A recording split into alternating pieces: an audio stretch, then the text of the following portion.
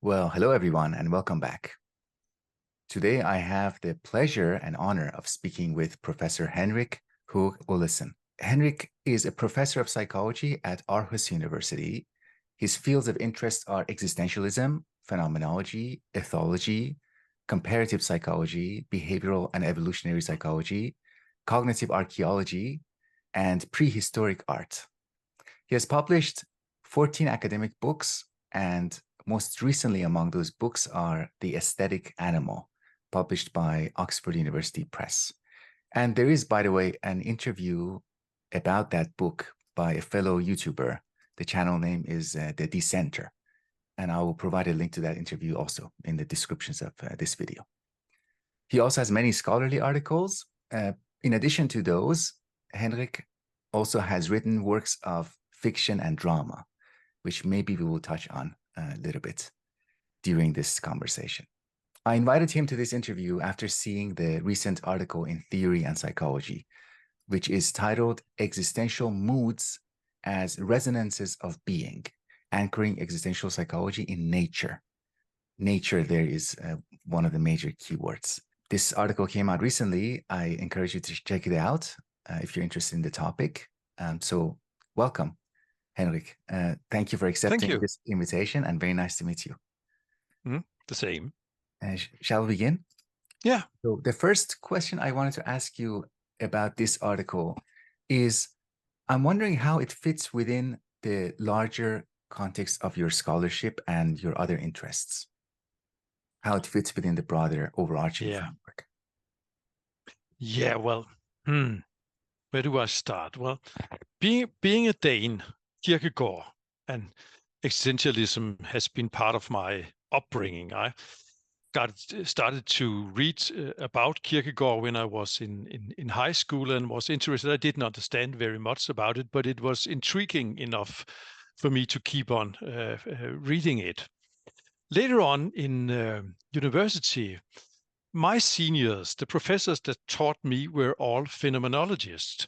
Very few of them made experiments. So I was brought up in this continental thought tradition where existentialism and Kierkegaard, Heidegger, Sartre, people of this sort, Merleau-Ponty and Camus, and these sort of were intellectuals that my seniors were discussing and debating with.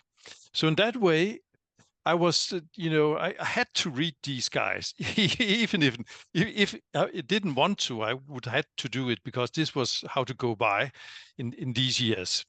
Later on in the 80s, I started to get interested in evolutionary psychology, and I started to develop a more experimental practice. I was doing experiments with humans, but also with monkeys and apes of different sorts. So these areas started to mingle because I was still, brought up as an existentialist, if you prefer, like that. And existentialism is an important mind system also in my private life, I would say. It's directing many of my choices and the way I think about responsibility and all sorts of things. So in that respect, existentialism fares well with the person who I am, and this was the tradition I was trained in. But then I got this other interest, and it seemed obvious to me that existentialism and evolutionary psychology very easily mingles in many ways, because both thought systems are interested in what you could call human universals. If you look at the universal from an existential point of view, of course, you have the existentials, what is common to man in all cultures at all times. And if you look at the universal from an evolutionary perspective, you have the common adaptations. And the existential conditions becomes natural predispositions, or if you prefer, selective forces for innate mechanisms. So the exterior in many ways are reflected in the interior. So to me, it was quite natural to try to connect these two parts, because what existentialism is lacking in many ways is a theory about human nature and also an idea about the nature surrounding us, so to speak. It's very much into consciousness and into what is particularly human. But what it doesn't really get is that we, besides all the other things that we are also human animals. And if this dimension also is added, it's possible to get very much closer and deeper into things, in my opinion. Mhm. Great, great. There are a couple of things I wanted to highlight in what you said. First is your, I could say, affinity with existentialist tradition, Yeah. which is at the basis of your critique and your critical, in addition to your critical attitude towards them. And I believe the best form of critique is one that is actually rooted in that affinity, that close engagement. So let's now turn to the article itself. If you could, I know it is not easy to summarize, but just maybe the main thesis in maybe directly, or it might be helpful to frame it as that kind of critique of the principal thinkers of existentialist tradition. Yeah, I shall give it a try. It's difficult for me because it's I'm reading Kierkegaard in Danish, I'm reading Heidegger in German, and I'm writing about these guys in English, and it simply doesn't add up, and it's very difficult to get the different wordings of things consistent and precise. But I should try to give it a try anyway. It's easier for me to write about these things. Well, to start, what I already said was that I think that our inner and outer nature as human beings are underexposed in existentialism. So what I wanted to do was to update existentialism with all the fascinating findings of existential or evolutionary psychology.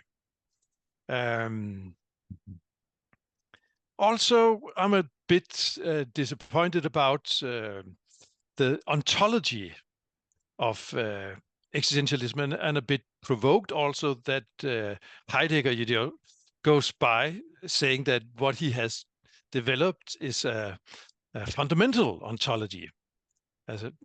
Well, this is quite, to actually develop a fundamental ontology is a very demanding thing to go by. And I wonder if he was successful, or if what he managed to do was actually to make a very intriguing and very relevant special ontology, relevant for Westerners, relevant for urban living people and modern people having developed the human renaissance and freedom of the mind and all the other things that is part of European history. But how does this ontology relate to how most of the people in other parts of the world are living? So if you look at Kierkegaard, if you look at Heidegger, if you look at Sartre, each one of those are bright, intelligent Westerners, but they are very privileged people, living in modern urban Western societies. And how close are they to actually the existential structure or struggle for living? You could ask. So the moods that they are coming up with, that people are suffering from emptiness, from meaninglessness, from existential anxiety for freedom and nothingness. There's no doubt about it that these moods are particularly human moods. These are moods that only human as a species are able to experience in many ways. But are they general moods? Is this the way that we have been feeling throughout the development of the species? Is this the way that most of us feels today? So this is what I was questioning. So in my reflections, these things, however fascinating these things are, they most add up to what I would call a special ontology of special relevance for the sensitive nerve nobility of intellectual Westerners, growing up in very privileged, urbanized societies, So how does this relate to ordinary people, so to speak, or to people in a more general sense, living in much different conditions, And this was what I wondered, and I didn't think that it added up, so to speak. Okay, great. In addition to that, I wonder if you agree with this. In addition to being conditioned by a certain form of life, certain social historical set of conditions, they were also influenced by being embedded in the history of philosophy. And a lot of what they wrote is, especially in the case of Heidegger, is a response to the Cartesian tradition and a reaction to that. And being out of that tradition kind of removes some of the motivation for what Heidegger is writing about. If you just begin philosophy with being and time, if for a person who just, that is their first book, it's not just the difficulty of that text, but also it's like, why? The why of it comes from that being embedded in that tradition. So I'd like to ask you a naive question about distinction between existentialism as a philosophy, which these principal thinkers, I believe we would categorize them in that space. Existentialism as a philosophy and what you refer to as existentialist psychology. Is that distinction, first of all, useful? And if it is useful, in what way? And why you categorize your own work in terms of existentialist psychology? Why not philosophy? Yeah. Well, I have no point in drawing an ideological demarcation between philosophy and psychology. I think it's a more pragmatic question for me. I'm being trained as a psychologist, so I think that what I do is psychology one way or the other. So I'm relating to it in a more pragmatic way. You can also say my theory is empirically founded, not logically deducted out or founded on personal phenomenology. I'm trying to build up a theory based on data from different sorts of research traditions, neuroscience, comparative psychology, and experimental psychology, of course, evolutionary psychology, and things like that.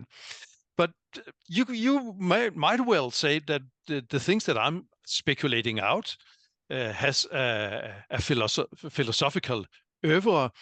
And as I told you, the guys that trained me were phenomenologists in many ways, so perhaps it's so born in with me, that I don't have this strict division between psychology and phenomenology and philosophy. And I might as well have called it existential philosophy.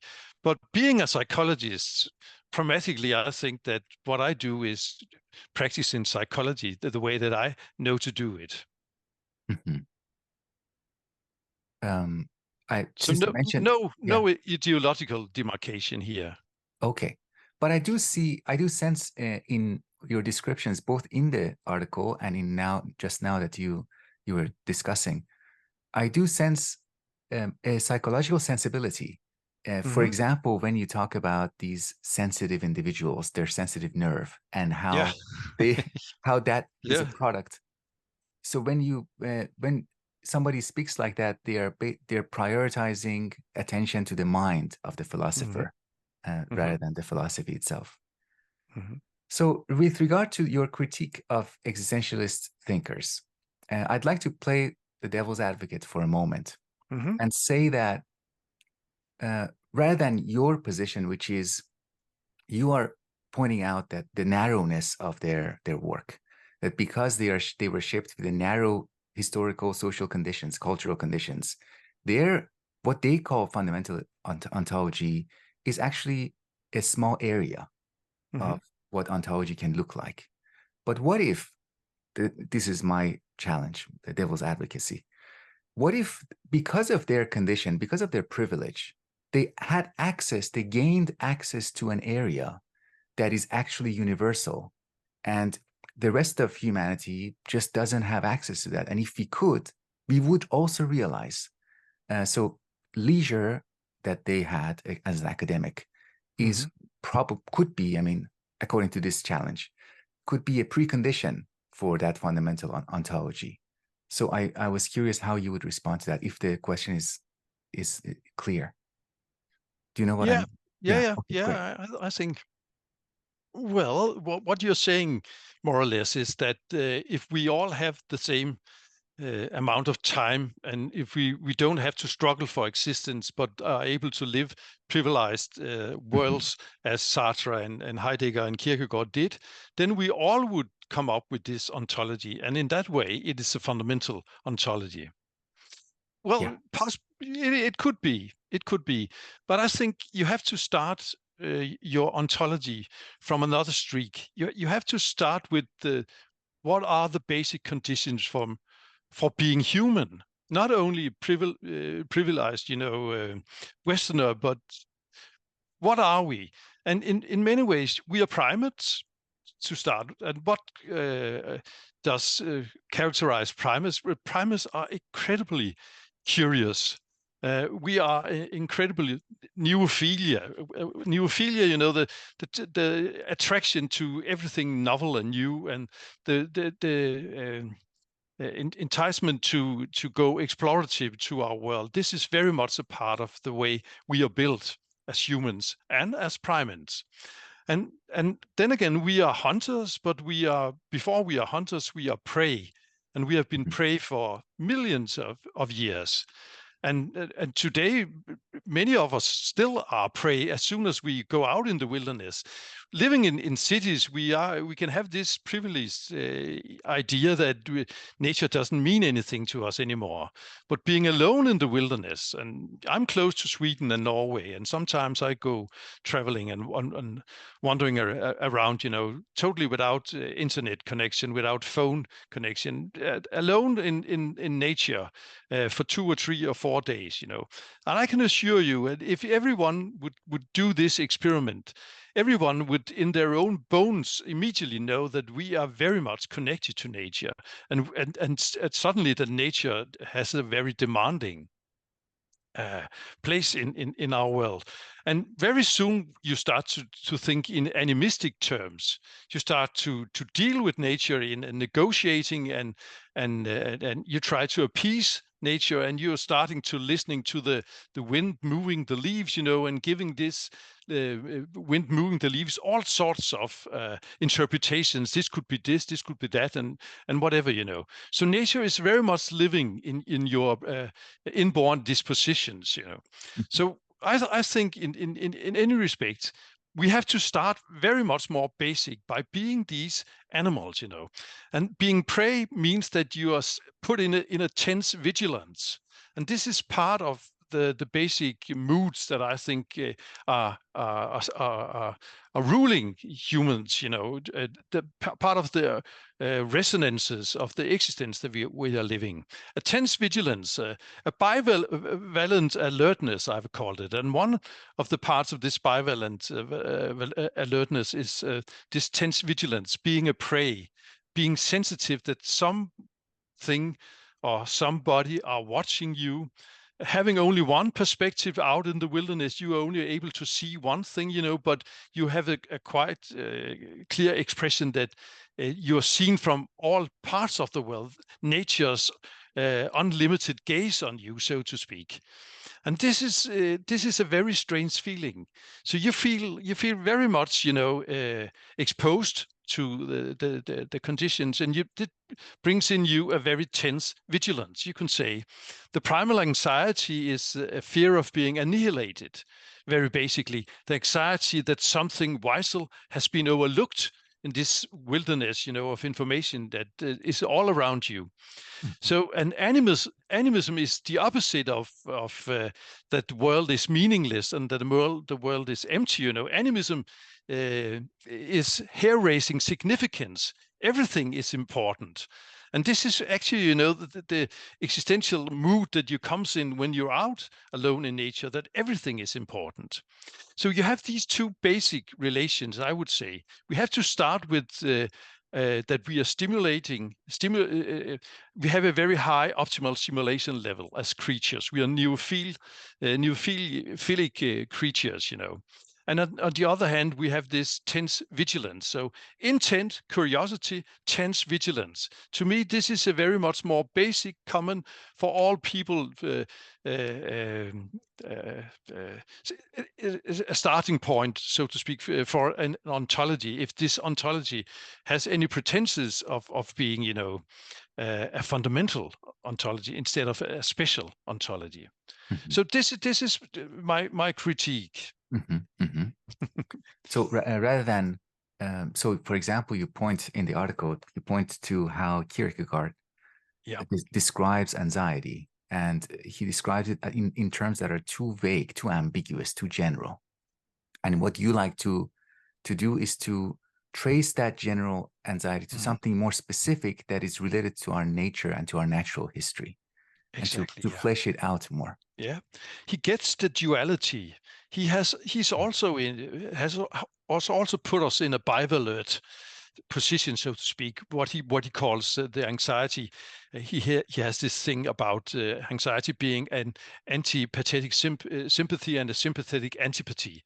So it's a duality inside. Something of me is drawn towards the unknown because it's tempting and it's full of possibility, and another part of me, of course, is scared for going in there because in possibility everything possible could hide, so to speak. So I'm afraid of possibility and I'm afraid of losing it.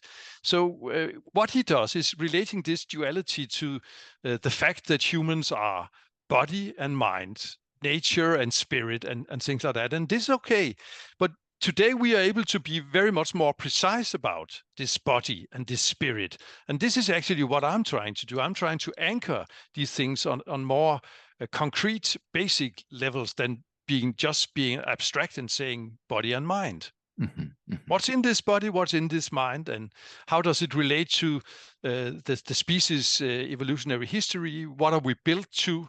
Especially be aware of what sensibilities, inborn sensibilities, all these things has to be accounted for if you want to build up a fundamental ontology, I would say. Mm-hmm. Mm-hmm. Yeah, I understand. And even when you in your writing, you move towards abstraction in a different way. When, for example, you describe the gaze of nature, as you just also referred to, gaze of nature is a concept that is quite abstract, but it is filled with lots of concrete stuff. Mm-hmm.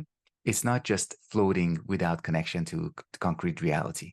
It is based on concrete reality, and it's based on lots of different variety of different concrete realities. So maybe when we move towards abstraction, according to your perspective, we should move in the direction of abstraction while being grounded in our natural, the natural side. Yeah. This is what would also be natural for me. To me, this is the natural way to build a fundamental ontology. If you really have this Herculean idea that this is what you want to do, because it's very, very difficult to, go around and get the grip of what it is to be human for all of us. But I'm sure that there are some basic things that you could start with, and I'm suggesting some of them. Mm-hmm. Great. I also was struck by this difference, the distinction between interior world of being human and the exterior, and that we need to pay attention to both of them. And I really liked that relevant example of hospitalized patients who, when they have access to a natural scene through a window or even through an image, their rate of recovery is faster. And that's just an undeniable link. It shows the undeniable link between the inner and the outer parts of our being. Why do you think we come to neglect this connection, these two sides? Even the really intelligent philosophers come to neglect it. I wonder, because if we know the mechanisms of that bias, we might be able to correct it more effectively. Well, one answer would be that we have been living in cities for 10,000 of years now. But also when we live in these cities, the prices of the houses are far higher in places where you can look at nature, where you can look at water, where you have green areas around you and things like that. And if you ask people in empirical studies, what do you, here's an open space, what should be in this space, in this city environment? Should we take a sculpture? Yes, well, that would be okay. But should we make some nature here? Should we build a little park? Should we have some running water? Should we have some trees? And this idea, it's very much more accepted, you know, very much people prefer to have this sort of environment close to them. And as you told, when you're in a hospital, you get sooner better if you are exposed to natural stimuli in that way. But it's easy to forget when you live in a city. It's very easy to forget, and this is one of the reasons. But we haven't forgot it. We have forgot to take it into account as something important. But as soon as you have to pay for private houses and things like that, then everybody knows where the value is. The value is where the nature is, and where you have the views and the parks and the trees and all these things. You know, these are the expensive part of the city. So all the dealers, the house agents knows about these things, but the philosophers living in the cities has forgot about to take it into account, that it means very much more than high living costs. You know, it's actually very basic to us. Yeah. Yeah. Yeah, that's an excellent point, that we tacitly acknowledge that role of nature. Yeah. Yeah. Speaking of forgetfulness, I can't help but also think of Heidegger, Heidegger's The Forgetfulness of Being. He kind of gives us some clues about the tendency to forget and the coupling between the object-subject, which is basically the form of subjectivity or being in the world. So maybe the resources are there, but it's not carried through enough. I'm curious, as I said in the beginning of our conversation, curious about your more creative projects. You write works of fiction and drama. So I was wondering how, if that is linked to your interest in existentialism and phenomenology, do you see that as that kind of work as a medium for exploring the phenomenological aspects of being human and in general? So you work with what you're full of and what you have been trained as. And if you're an architect, the first thing you notice when you come in is the structures of the house, you know, how it's built, you know, and how everything fits and things like that. You can't help simply experiencing the room very intensely if you're an architect. If you're a psychologist or existential philosopher, of course, you also experience the world from this point of view. And if you're dazzling with the fiction and drama and things like that, of course, what is interesting for you is how the psychology of people, personalities, why do they behave as they do? What are their motives? And in science, by experiments, you can do something. You can prove that something is more a sane sort than another thing. But in literature, you're able to show things. Actually, you're able to go into the dynamics. And in many ways, this is what has been interesting to me. One of the dramas, the theater plays that I wrote, was about has the title "The Man Who Wanted to See Himself." And it's a halfway absurd history about a very rich man that has got this idea that he wants to have taken a picture of him. But all the pictures that he has gotten doesn't look like him, in his mind at least. It doesn't. Yes, it's me. I can see that, but it's not me, you know. So is it possible to take a picture of me as I really am? This is the naive question that he addresses to the photographer, and the photographer, being, you know, a technical guy, is bewildered. What is this guy actually? He should go to a priest with this wish, you know. He comes to a photographer. He wants to see himself, but in a very material way. And then another character, he could be a philosopher. He could be whatever, you know, is sitting overhearing the conversation and start to mingle and start to address how could this possibly be, address this problem of knowing who you really are, or taking a picture of that.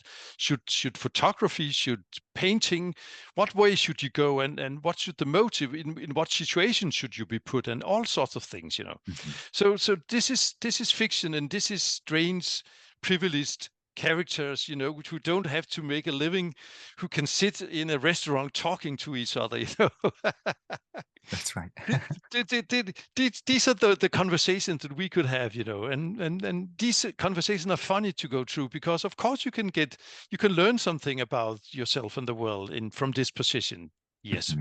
So in many ways, this is another way of doing phenomenology, and another. Right now I'm working on a collection of short stories where the theme is rooms and people, and the rooms that people create, sort of aesthetics as psychology.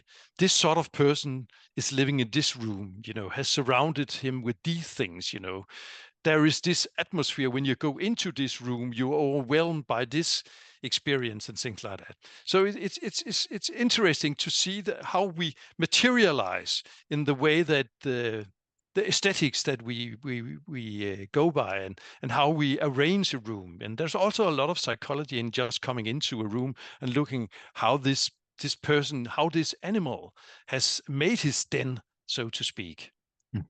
And so different short story, visiting different people, and different room, and all of a sudden it becomes clear that every room has a special personality. It's full of this person's personality, so to speak. So right. In many ways, it's psychology in one way or the other, or phenomenology in one way or the other, that I'm dazzling with. Great. Wow. Especially with regard to the first scenario that you talked about, the man who was looking for his perfect image.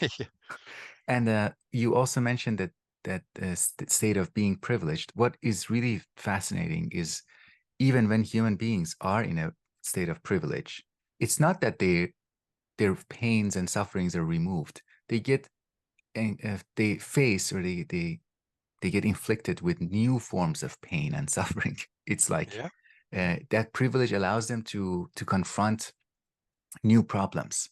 And what is interesting is that because those problems are new, they are not as equipped to deal with them as they were in the previous stage. Yeah, interesting. I'm very curious about your more artistic, creative work and its relationship with. But I suspect you write them in Danish. Is that right? Yeah. Maybe they will be. Yeah. Well, I don't know if they are We will good see. enough to be translated. I haven't tried, but yeah, but then I should waste some time.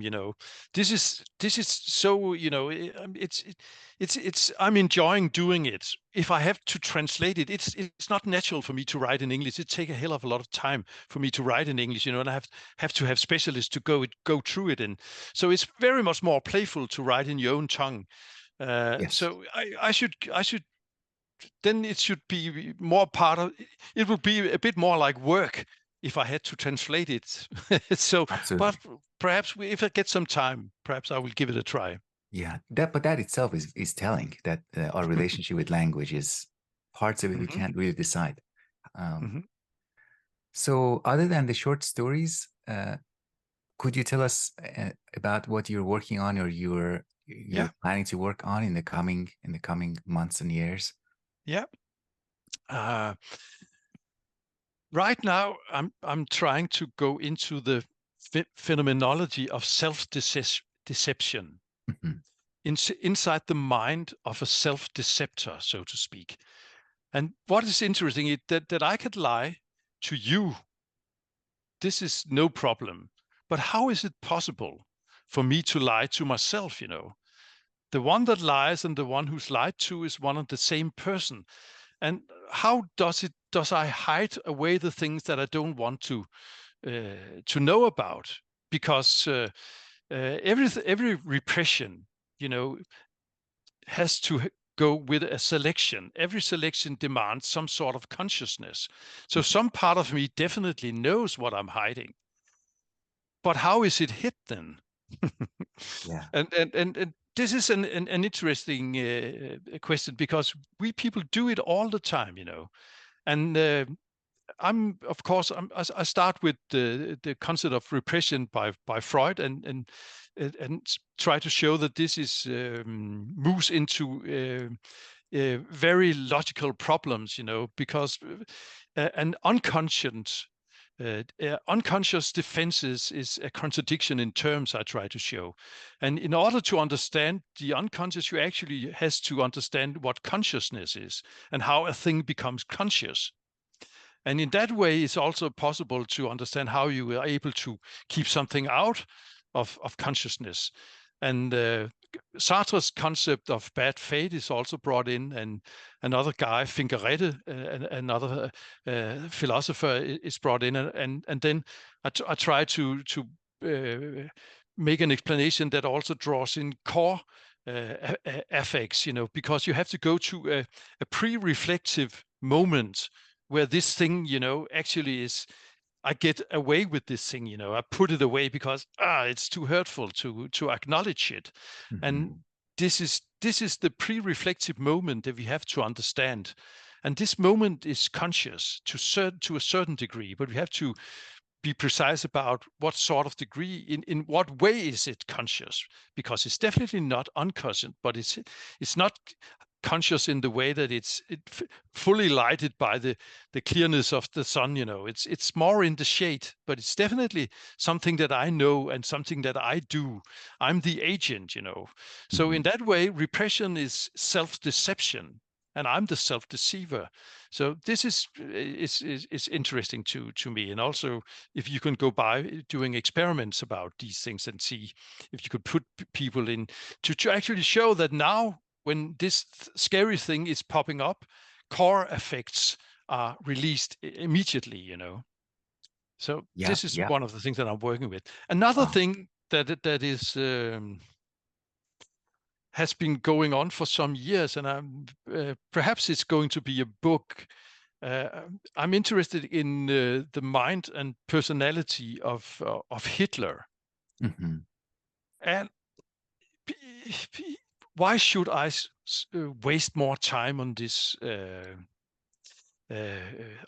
unpleasant creature? You know, I ask myself constantly, why so many books has been written about this guy? Should we really offer more trees in his favor? You know, isn't it ridiculous? And what would you say that hasn't been said hundreds of times? And this is, you know, I'm keep discussing with myself, you know, because of course, if I want to waste paper on this guy, I have to say something that nobody else has said in this way, at least, you know.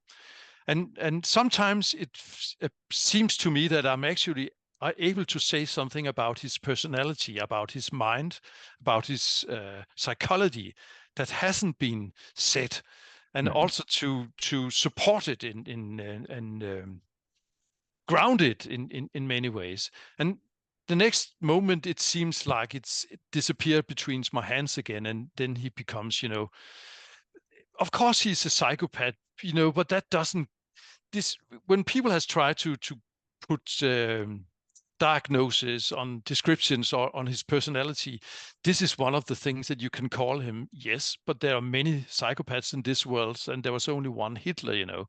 So he's very much more than a psychopath, you know. And this is actually this very much more that is interesting to understand, you know.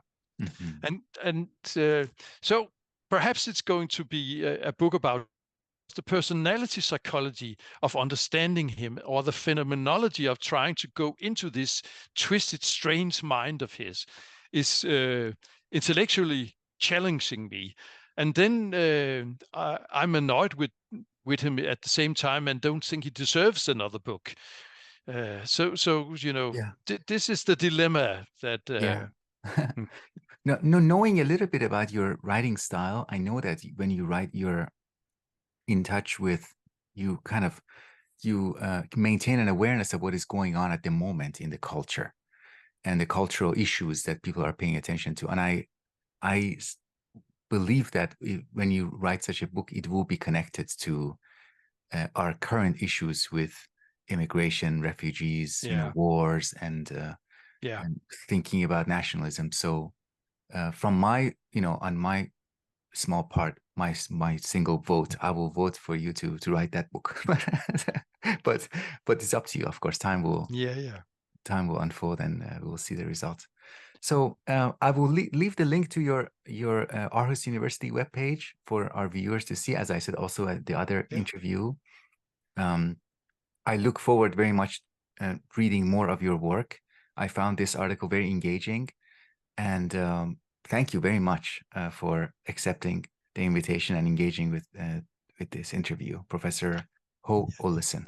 Sorry about my bad pronunciation. It's a difficult name.